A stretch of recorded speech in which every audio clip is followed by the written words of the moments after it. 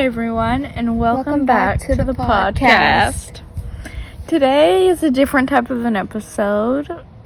Yeah. Okay, you can introduce the Alright, episode. so today we are going to be talking about true crime. One story in particular, Diane Downs. It's not really called anything except for Diane Downs. I don't know. That's her name, right? Yeah, that's her name. So, just a warning. If you're sensitive to these topics, don't listen. Yeah. Go watch our last episode or something like that. Okay. Instead. Should we do the best and worst part of the week? Okay. The best part of the week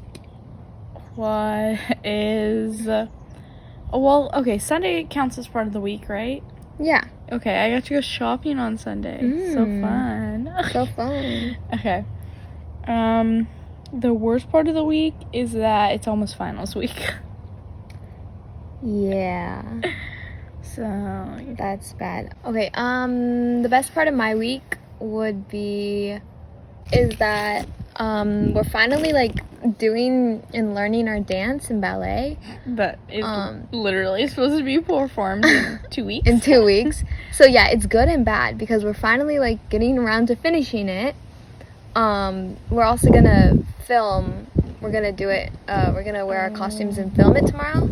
Oh, you guys are wearing your costumes? We didn't wear our costumes. Oh. Well, he told us all to wear the leotards. Yeah, but so that's good. But it's also kind of cutting it close because just kinda. Yeah, just kinda. Because the celebration is in 2 weeks, and we still have a minute left in the dance. Yes, technically when you're watching this, it will be the next week. Right? Yeah. Right? Yeah, it'll be next. Yeah.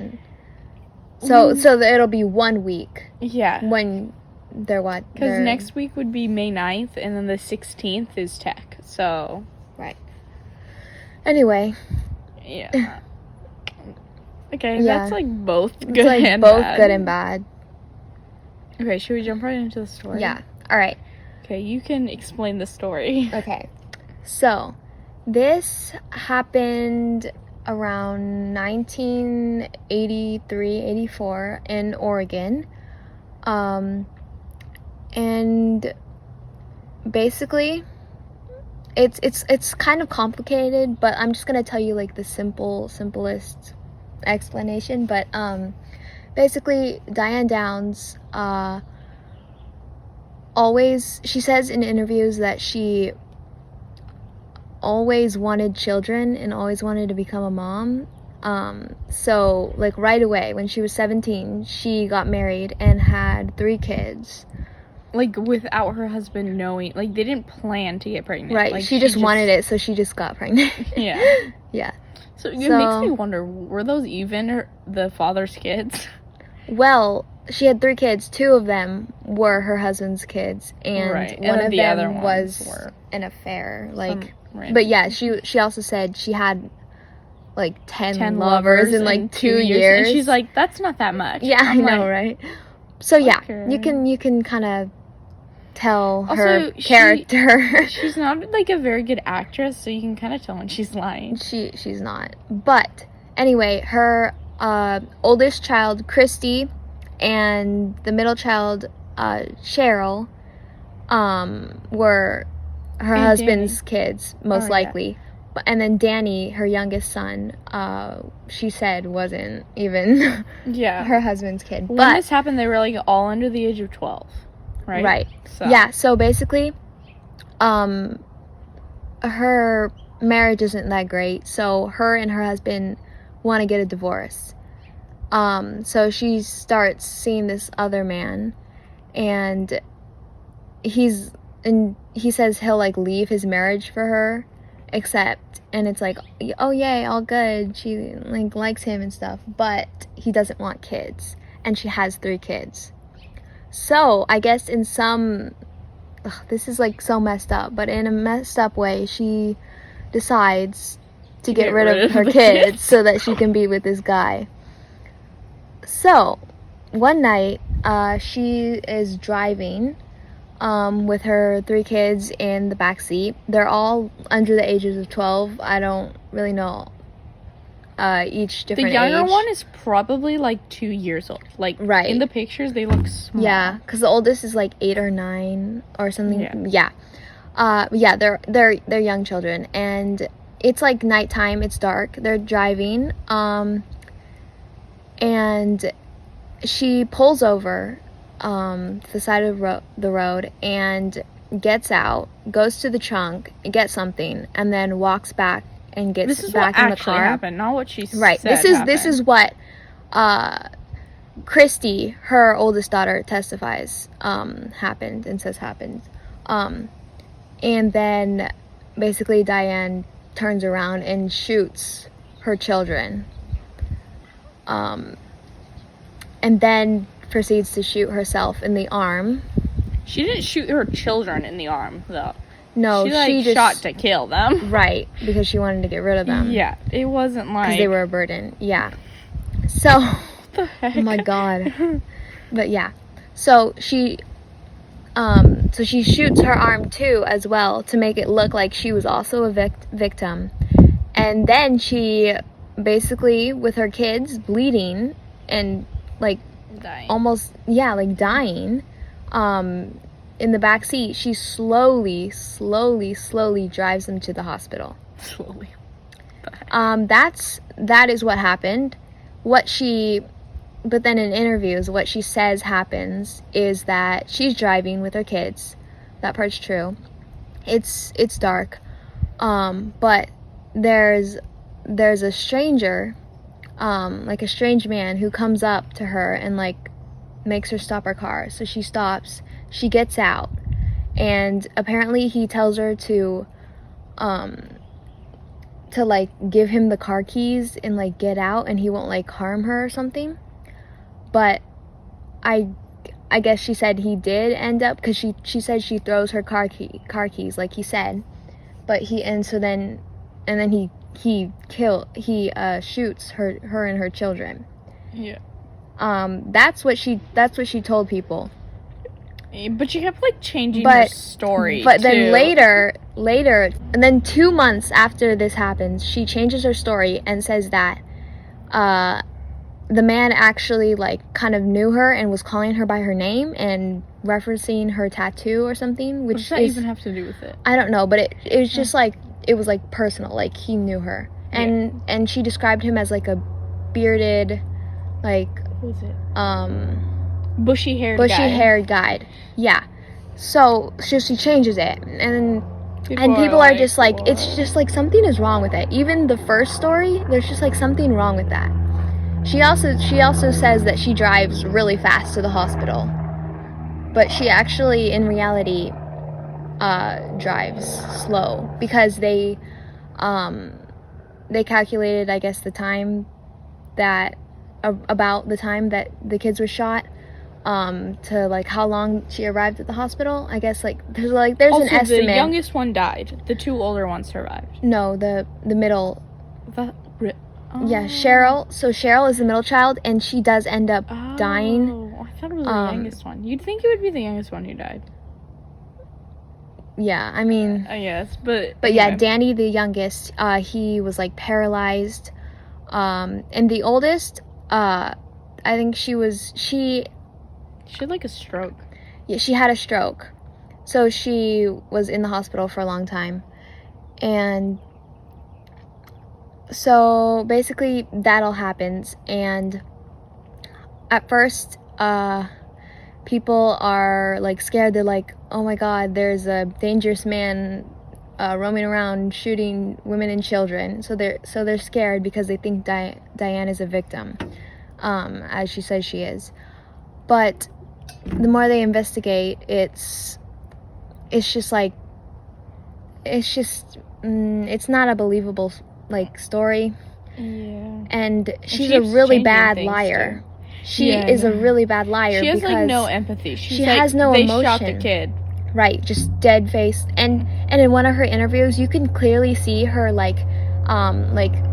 recounting what happens, and she's like, she's like recounting what happened, and she's basically explaining like, oh yeah, like my kid got shot, and she's just laughing, like she's trying not to smile and laugh, and it's just, you don't really laugh about stuff like that. No. Like, no.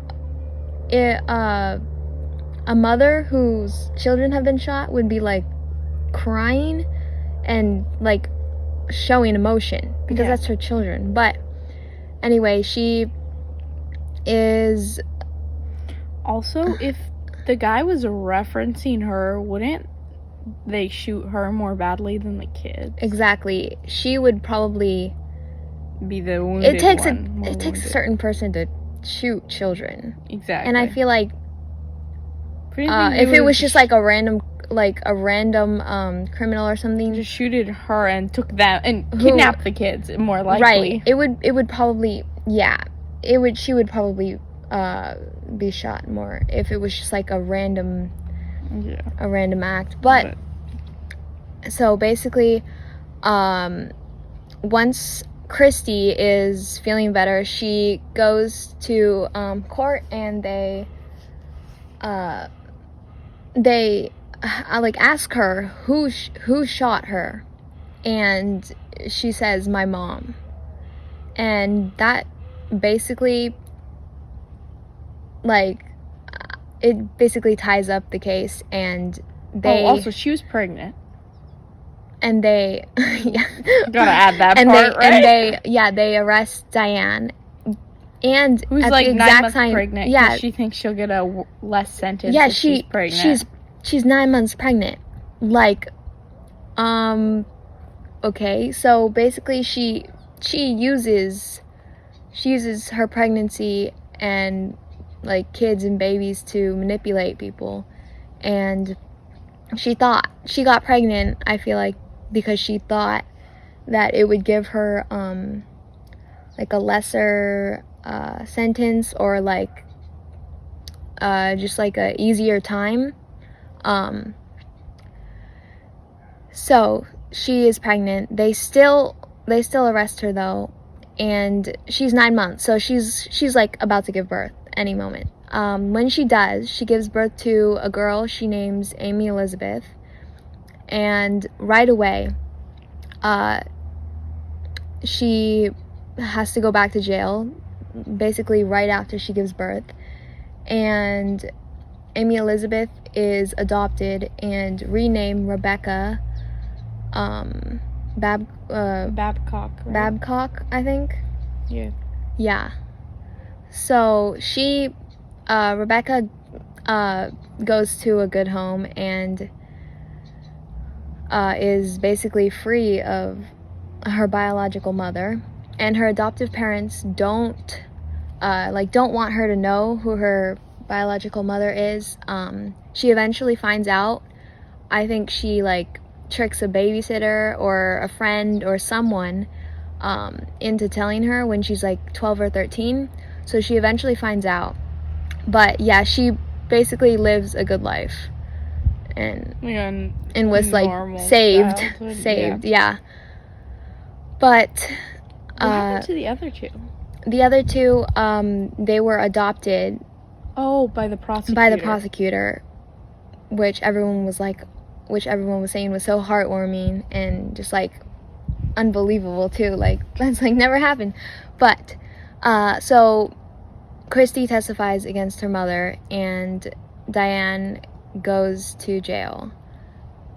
Then, right, sentenced lifetime plus 50 years. What are they gonna do with someone who's already dead in jail? I'm actually not sure. I don't know. I feel like it's just like, it's not really that they're gonna, so obviously she's gonna die in jail. Yeah. But I feel like they just add like an amount of time to the end of her life, I guess, to signify that she's not getting out.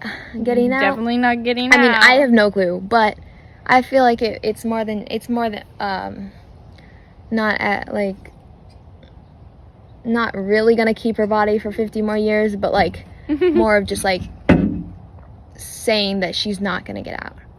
So anyway, she ends up escaping, though, by climbing the fence, the barbed wire I'm surprised they didn't have more security. fence. I know, right? Well, it was the But 80s, yeah. so she ends up escaping and staying at a local Like right there. She doesn't even go very far. She doesn't go far. She stays at a local inmate's husband's cabin or house or something, and basically stays there until the police find her and arrest her again.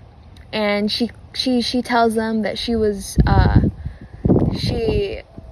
to look for her revenge on the guy who shot her. Right. She was trying to look for the man, but really she just wanted to get out, because who wants to be in jail? So anyway, she is currently still in jail. She's still alive? She's at a jail in California. She's I think she's in her 60s now. I think I read that. But yeah, that is the story of Diane Downs. Yeah, she's 66. Yeah, 66. So she's been in prison for 37 years. Or jail. Whatever it is. Yeah, prison. And that's her story, basically. That's her story. It's just really messed up that a mother would shoot her own children. Yeah. She was obviously she's like a psychopath. She was a psychopath. She was psychotic.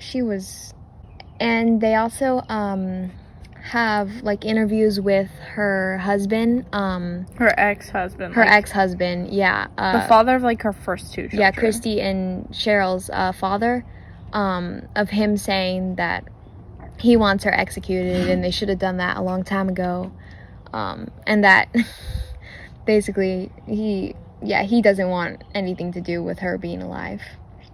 Yeah. Anyway, that's basically the episode for today. It was dark, but yeah. But you like true crime. Yeah, I find it interesting. Thanks so much for listening, and we'll see you next week. Yeah, next week we'll get back to normal. Bye. Bye. You're the rose in a garden, and it shows if I'm honest.